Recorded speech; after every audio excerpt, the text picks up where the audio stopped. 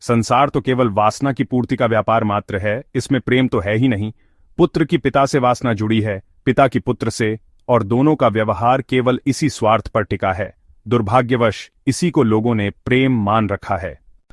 गुरु नानक देव जी का वचन है, जगत में झूठी देखी प्रीत, अपने ही सुख सौ सब लागे, क्या दारा क्या मीत। इस संसार में जो भी प्रीति है वह झूठी है, सभी अपने ही सुख के लिए जुड़े हैं, चाहे वह पत्नी हो या मित्र। तो फिर सच्चा प्रेम किसका है? केवल राम का ही प्रेम सच्चा है। राम ही केवल प्रेम प्यारा, जाने लेहू जो जाने हारा। प्रेम की रीत तो वही जानता है जो प्रेम के रंग में रंगा हो। जैसे कोई क्या जाने वृषभानु की नंदिनी का प्रेम, या कोई क्या जाने यह नंद दुलारा।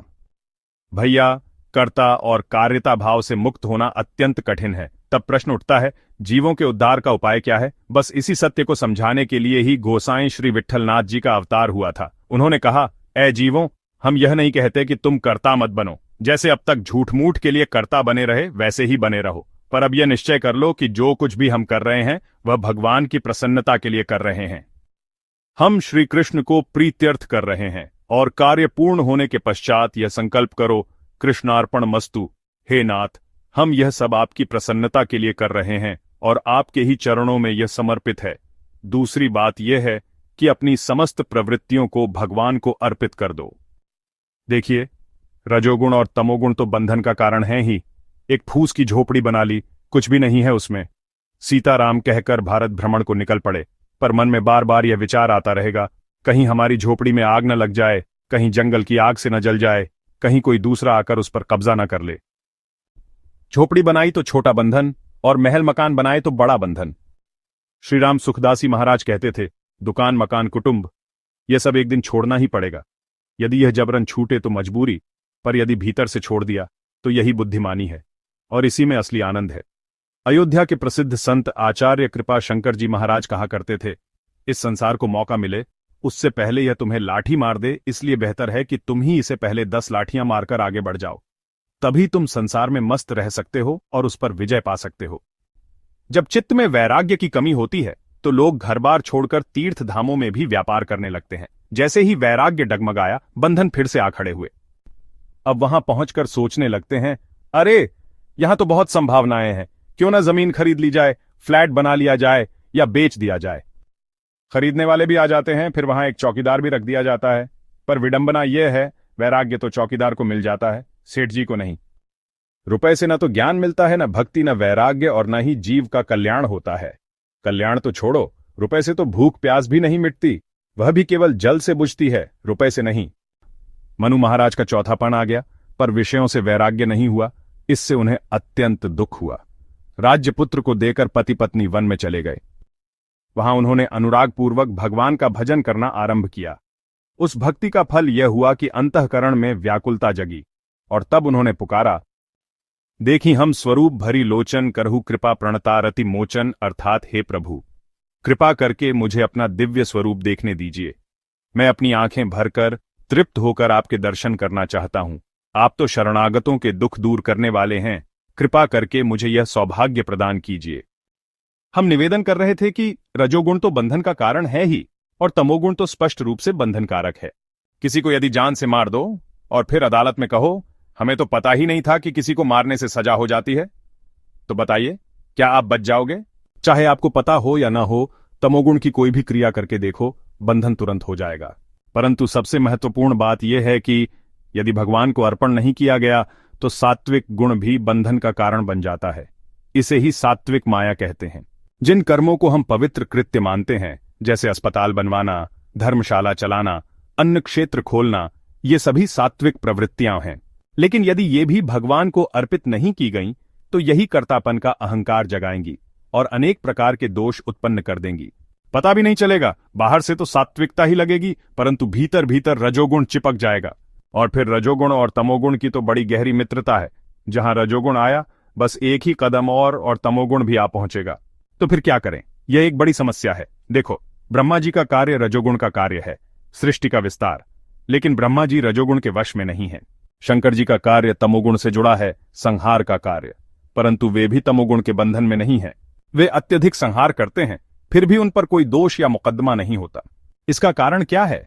इसका कारण यह है कि ब्रह्मा जी और शंकर जी स्वयं की इच्छा से नहीं बल्कि भगवान की प्रसन्नता के लिए कार्य करते हैं, और जो भी कार्य करते हैं उसे पूर्ण करके भगवान को ही अर्पण कर देते हैं।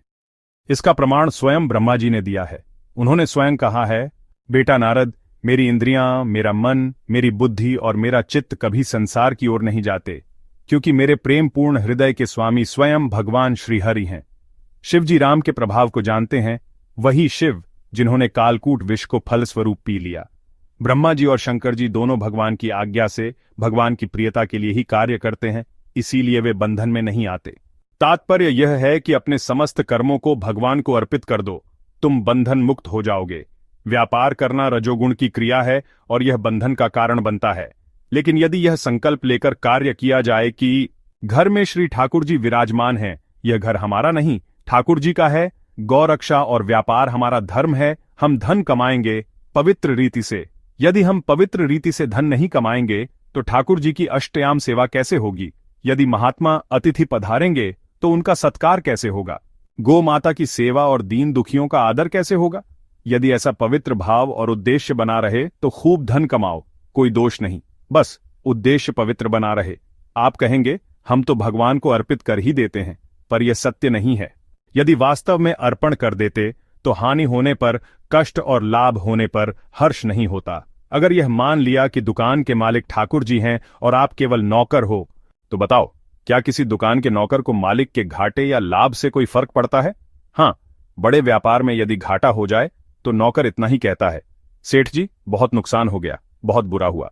अगर नौकर हो तो ईमानदारी से काम करना चाहिए कि ठाकुर जी की दुकान में घाटा ना हो। फिर भी अगर घाटा हो जाए तो कह देना, कोई बात नहीं, जैसी ठाकुर जी की इच्छा। ऐसा ही भाव खेती करते समय रखें तो खेती करना भी भजन बन जाएगा। इसी तरह जब घर में रोटियां बनती हैं, झाड़ू लगती है, तो यदि यह मानो कि यह घर आपका नहीं ठाकुर जी का है, तो सेवा अपने हाथों से ही क्यों न करें। अगर आप यह भावना रखें कि मेरे घर में साक्षात लाला भगवान बैठे हैं तो फिर यह घर मेरा है, यह बात बेईमानी हो जाती है और यह घर ठाकुर जी का है। यही सच्ची ईमानदारी है। जब यह भाव पक्का हो जाता है तो घर में झाड़ू लगाना भी मंदिर में झाड़ू लगाने के समान फल देने वाला हो जाता है। घर में पवित्रता आएगी, आपके कर्म भगवान को प्रसन्न करने वाले बनेंगे। ये सब सिखाने के लिए ही भगवान स्वयं गोसाई विट्ठलनाथ जी के रूप में प्रकट हुए। उन्होंने यही उपदेश दिया कि अपने घर में लाला श्री कृष्ण को पधार लो, ब्रह्म संबंध प्राप्त कर लो और निरंतर भगवान श्री कृष्ण के नाम, रूप, गुण और लीला का अनुसंधान करो। घर, दुकान, व्यापार, परिवार सब ठाकुर जी का है, ठाकुर जी के लिए है। यह गोसाई जी का सिद्धांत है। उन्होंने यह भी कहा, सर्व साधन शून्योहम सर्व सामर्थ्यवान भवान, श्री गोकुल प्राणनाथ न त्याजे हम कदापि वै। अर्थ, हे नाथ, मैं सभी प्रकार के साधनों से रहित हूं, न मुझ में ज्ञान है, न कर्म है, न भक्ति है, न उपासना, पर आप तो सर्व सामर्थ्यवान हैं। कितना अद्भुत मेल है। हे श्री गोकुल प्राणनाथ, मैं किसी भी परिस्थिति में आपको नहीं त्याग सकता और आप भी कृपया मुझे त्यागिए मत, क्योंकि आपके सिवा मेरा कोई गति नहीं है। हे नाथ, ये बात हम इसीलिए कह रहे हैं क्योंकि हमारी अपनी कोई योग्यता नहीं, आप ही हमारी अंतिम शरण हैं। मलुकदास जी का एक प्रसंग है।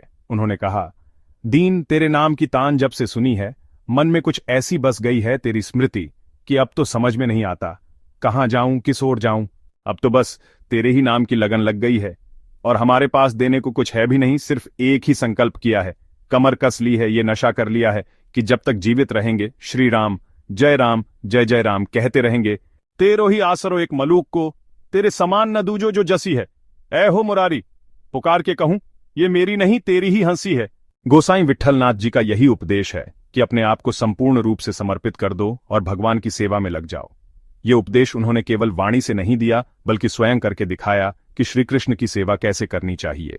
नाभाजी ने लिखा है, विट्ठलनाथ ब्रिजराज जैसे लाड़ लड़ाने के सुख लियो। अर्थात विट्ठलनाथ जी ने ब्रिज के नंद बाबा की तरह, जैसे नंद बाबा और यशोदा मैया लाड़ लड़ाकर जो स्नेह और सुख प्राप्त करते थे, उसे देखकर ठाकुर जी भी ललचा गए।